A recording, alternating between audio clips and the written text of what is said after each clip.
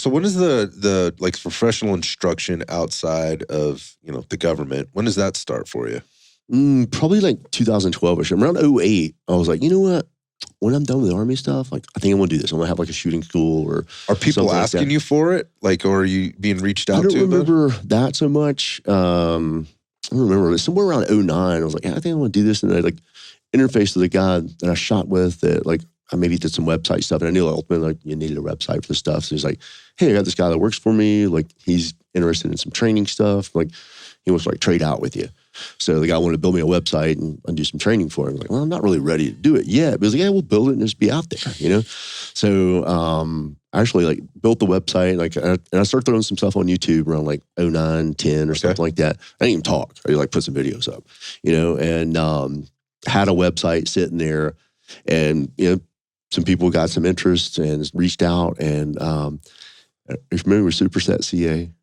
On YouTube. All right, so that guy, I think that guy put me on the map. Definitely helped, right? So I'm kind of done with last deployment and kind of gearing in. I was doing like some contract stuff, working for a company that was kind of building a range and doing that stuff. And he reached out to me. He was like, hey, I saw your videos. I'm out on the East Coast every now and then. I'd like to bring a couple friends and do some training. I was like, sweet. I'm working with these guys, building some ranges and stuff. Like, let's do it down there. Mm-hmm. That time frame starts rolling around. That stuff didn't kind of come through together, and he's coming. And my dad had some land not too far from where I live, and I was like, hey, could I build a range down there? Could I build a berm and have a range? Like, yeah, sure. So I rented a bulldozer. Dude shows up, parks a big semi truck with a bulldozer at the end of the driveway. There, you're familiar with, right? I know. I thought you were talking. You were driving big, like bigger equipment. Oh yeah, well, I drove a wrecker, but but the bulldozer thing, that was a different thing. The guy gets unloads it, is like, hey, this does this, that does that. See you in 2 days. I'm like, all right, figure it out. Wear the seatbelt. It's bulldozer advice. Wear the seatbelt. So I'm like pushed up a berm, and like the wear the seatbelt part. There was like a pine tree I'd pushed down, like, and I kind of like came into it with some speed, like the stump part. And almost went over the front of the bulldozer. Bulldozers they don't stop when you leave the seat. Like, oh, heavens. But anyway, so he shows up and he starts unloading equipment. And we're talking cameras and stuff, right? Or he asked, he's like, hey, do you mind if I take some video? I was like, no, man, go ahead. And he starts taking some of his gear out. I was like, man, what do you do? He's like, this is my hobby. So if anybody's watched his stuff, he's like, and he's like progressed through the years too, but like he does like really good informative like videos on like training and maybe some of the training, but like gear, like if you're wondering about something, he's like super perspective on it, but he brought a guy with him. And he made a little hype video kind of thing, I wish I still had it. Maybe he still got it, but it used to be like when you open my website, this video played. Oh yeah. But it's dark and like a dude doing a VTAC 1-5 at night on steel, so all the sparks are flying off. And it wasn't me. I don't have that kind of trigger speed. His buddy had insane trigger speed. So starts off with a VTAC 1-5, like sparking on the steel. And then there's that like little highlight stuff and everything. Yeah, like a sizzle reel. Yeah, so people see that and then they start reaching out and, kind of snowballed from there, Interesting. I was involved with like, a company like brokered some training for different guys for a while, and that kind of helped put it out there. But kind of word of mouth stuff, really, I owe that guy a lot. Sure. It's interesting how that works. Like I have a connection to that in a way where, there's a guy, a buddy of mine, I haven't actually seen him, like he's been avoiding me. Chris Curse has been avoiding me. I'm going to say it publicly, Chris.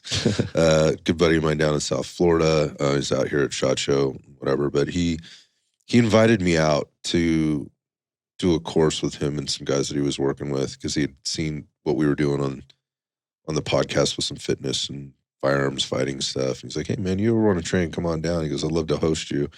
And so I went down there and did this thing and then connected me with a very, very special circle of people. I'll just say that they know who they are.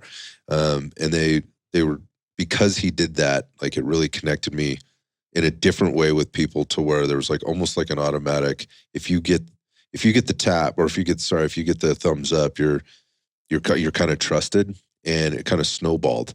Right. And I'm not sure that like the podcast and what we do and how we're doing it would be the same if he hadn't done that. Like, I don't know if we'd be here. So I feel you on that. Yeah. It's interesting how that works, man, like from a social media perspective, because in how people start reaching out, and then, you know, how that snowball kind of thing happens. So that 100% happened to me kind of in this situation. So I get that. In terms of the instruction, I want to talk about like process and kind of where you've been and, you know, what you're doing now, how you're teaching people now versus maybe how you were teaching people, you know, I don't know, 5 years ago, and what's evolved for you and what you're seeing maybe happening in the industry at large, because you're still very active. You're out there, you're out and about all the time. What you're seeing, you know, again, at large with how people are coming into maybe the sport of competitive shooting, just coming in. Let's keep it kind of more narrow to that. How they're coming into it and what things look like now versus what they look like before. I mean, is this thing moving faster than it ever has? Are we still just doing the same things and this rinse, you know, repeat, you know, wash, rinse, repeat kind of thing?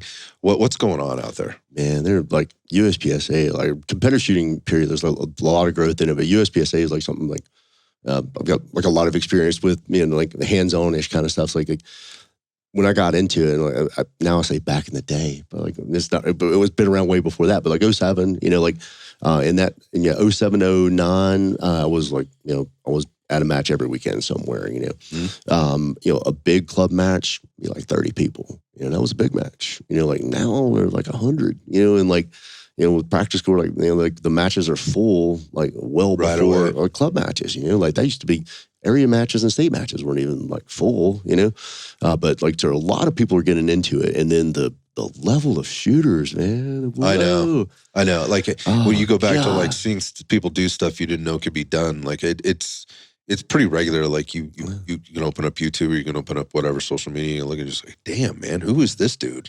Like, and what's he been doing? Living under a rock, you know, kind of thing. Like it's wild. Like, I don't know what maybe a generation too, like just being like a little bit more digital and kind of wired into like the visual stuff and everything. But that's a good point. I hadn't thought about that. Crazy fast people out there now. From the vision perspective, how people learn through watching, right, things versus learn through reading and doing. I guess I hadn't given that any thought, but also obviously there's way more information available now.